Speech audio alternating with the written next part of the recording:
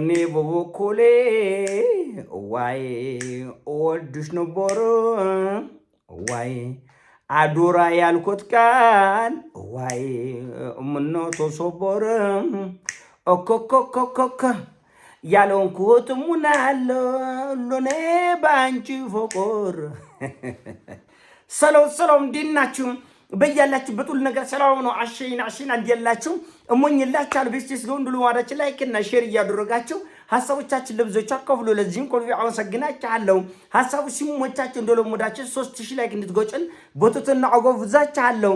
ዛሬ ሚዛናችን ይዘላችሁ የመጣነው ሰበር ዜና ከባለቤቱ ያወቀ ቡዳ ነው የሆነው የአሜሪካ ፕሬዝዳንት ዶናልድ ጄ ትራምፕ ሐሳብ ነው። ዶናልድ ጄ ትራምፕ ለሊቱን እንደተናገሩት ከሆነ ይሄ ሁሉ ሚሊዮን 10 ሚሊዮን 20 ሚሊዮን ኢራናዊ በእንባ እየተራጨ አያቶላህ አሊ ኻሜኒን ይቆብራል ብዬ አላሰብኩም ነበር። ኢራናውያን ከዚህ በዚህ ፍቅር መሪያቸውን እንደሚወዱ አላውቁም ነበር። አይጎርማቸውም ማለት እውነት። ታዲያ ማንን ነው የሚወደው? እናንተ ገዳዮችን ነው የሚወደው? የኢራን ህዝብ መሪዎችን ካልወደደ ማንን ሊወድ ነው? ኔታንያሁን ሊወድ ነው? ትራምፕን ሊወድ ነው? በቦምብ የምትደበድቡትን የምትጨፈጭፉትን እኔ አላወቅኩም፣ ደነገጥኩኝ። ይህ ሁሉ ኢራናዊ በእንባ ሲራጭ ሚሊየን ሰማይ ምድሩ ተጨንቆ እኝን ሰው ለመቅበር ሲወጣ ደነገጥኩ፣ ገረመኝ፣ አስደነቀኝ አለ።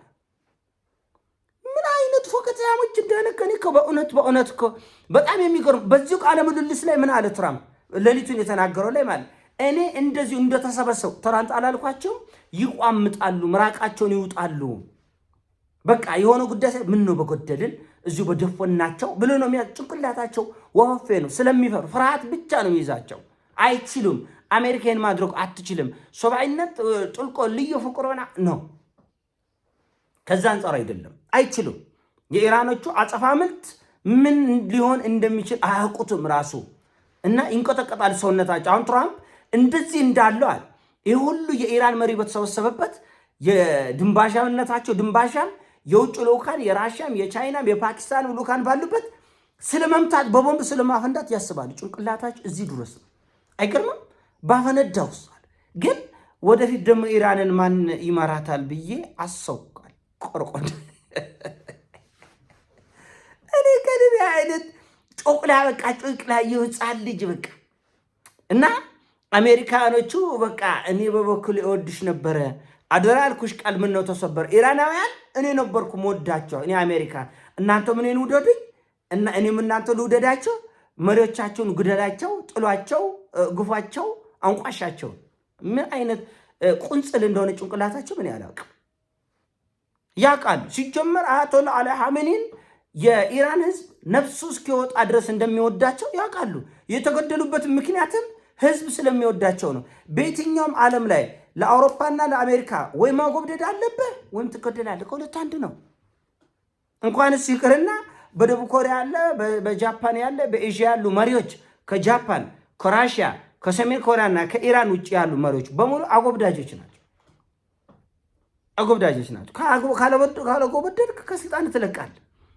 ቃል በቃል እኮ ነው ያለው እኮ የሳውዲ አረቢያው ልዑል እኮ እኔ ካልፈቀድኩ እኮ 10 ቀን አትቆይም ስልጣን ላይ ነው ያለው። እኔ ባልጠብቀህ ኑሮ ማለት ና ለኔ አጎብድድ እግሬላስ ቃል በቃል እንደ ወቶ ትራምፕ መቀመጫዬን ይስመኛል ያለው። መቀመጫዬን ሳመኝ አለ። ህክስማይስ አለ። አደባባይ ላይ ነው ያለው። እኔ አይደለም ያልኩት። ለቋንቋ ይቅርታ ጠይቃለሁ፣ ግን ትራምፕ ነው ያለው እንደዛ አለ። ስለዚህ በአረብም ያሉ መሪዎች ተላላኪዎች፣ አጎብዳጆች ናቸው። ህዝቡን የሚወድ መሪ እነሱ በስልጣን እንዲቀመጥ አይፈልጉም። ደነገጥኩኝ። ይህን ያህል እንደሚወድ የኢራን ህዝብ አላቅም። ታውቃለህ፣ ጠንቁቃችን ነው የምታውቁ። እንኳን በኢራን ምድር ላይ በአፍሪካ ምድር ላይ ህዝቡን የሚወድ ወገኑን የሚወድ ለህዝቡ ህይወትን አሳልፎ የሚሰጥ ሰው ሲመጣ ትገላላችሁ። የተማረ ከሆነ ገና ባለበት በስራ ተቋም ላይ ትገላላችሁ፣ ትኩድላላችሁ። እውነቱ ይሄ ነው። በቃ ምንም ሙሻሃፍን ሙድወስወስ የሚያስፈልገው ነገር አይደለም። ጫካ ገብቶ ለህዝብ ነፃነት የተዋደቁ አፍሪካን መሪዎች ገና ጫካ ያለው አይደለም የገደላቻቸው። መሪ ከያዙ በኋላ አፍሪካ ወርቅ ልጆቿን አላጣችም እንዴ? እነ ቶማስ ሳንካራ ማን ገደላቸው? ማአት የአፍሪካ ምርጥዬ ልጆች በጊዜ እንዲሞቱ የተደረገበት ራእያቸውን ስለምታውቁ ገና ጫካ ያለው ህዝብ እንደሚወዳቸው ስለምታውቁ አታቆያቸውም። እንኳን አያቶላህ አሊ ኻሜኒን ቀርተው እኔ አላወኩም ነበር እውነት ደነገጥኩኝ። ይሄ ሁሉ ሚሊዮን ይወዳቸው ነበር እንዴ? እና እንዲህ ያለውን ጨዋታ ጭራሽ የጥጋባቸው ጥጋብ እንዲህ እንደተሰበሰቡ ብንጎድላቸው ኢራኖችን አሰብኩኝ። ግን ደግሞ ሁሉንም አሁን ከፈጇቸው ማን ይተካቸዋል? አትላ እናንተ ለቅጽበት ሊቢያን ስታፈርሱ ማን ይተካል ብላችሁ ነው ያፈረሳችሁት? መልስ የለም። የመንን ስታፈርሱ ማን ይተካታል ብላችሁ ነው ያፈረሳችሁት? መልስ የለም። ሶሪያን ስታፈርሱ ማን እንዲመራት ብላችሁ ነው ያፈረሳችሁት? መልስ የለም። ሶሪያን አሁንም ይመራት ሰው አሜሪካ በአሸባሪነት ቁጥር 1 ፈልጓል ያለችው ሰው ነው። ዛሬ $10 ሚሊዮን ዋጋ ተመን ያወጣችለት ሰው ነው ዛሬ ሶሪያን የሚመራው። እና ሶማሊያ ስትፈርስ ማን እንዲመራ ብላችሁ ነው ያፈረሳችሁት? እና ወደፊት ማን ይመራታል ኢራንን ብዬ ተጨንቄ ነው እንጂ አድበያቸው ነበር፣ ደወልቃቸው ነበር እዛ በተሰበሰቡበት። ይሄን ያለው በቃ ይሄን ያለው። በነገራችን ላይ ትራምፕ ወርዶ ኦባማን ቢመጣ ኦባማ የሆነ ሰው ቢመጣ ሁሉም ሀሳባቸው ከዚህ የተሻገረ አይደለም። ወንጀል ነው፣ ሰቅጣጭ ነው።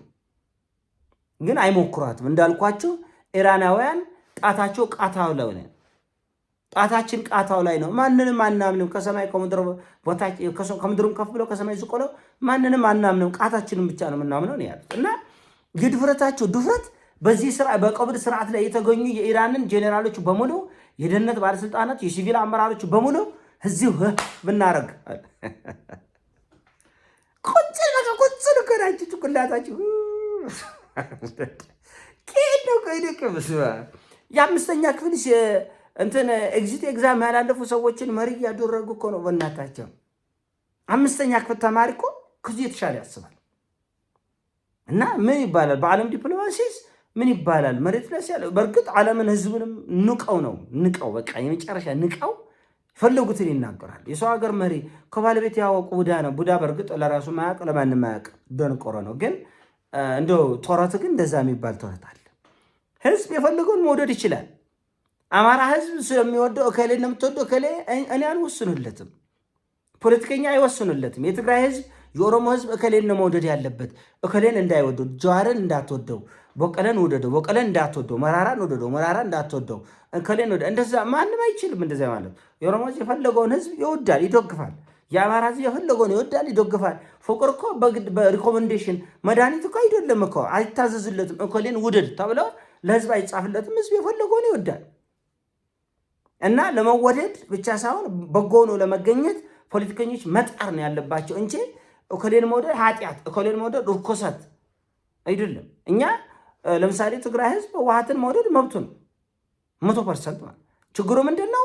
ህዝብ የወደደው አካል ሌላውን ችግር ሊፈጥሩ። ለምሳሌ የትግራይ ህዝብ ህወሓትን ወዶ ሳለ ህወሓት ደግሞ አማራን ህዝብ እስከ ሲኦል ድረስ እሸኝሃለሁ፣ እጠርግሃለሁ፣ ሂሳብን አወራርዳለሁ፣ ከምድረ ገጽ እጦርግሃለሁ ካለ እናንተ የፈለጋችሁትን መውደድ ትችላላችሁ፣ እኛን ግን የመሞት የመግደል ስልጣን የላቸውም ማለት ይችላል። ሌላ ሰው መብቱ ነው።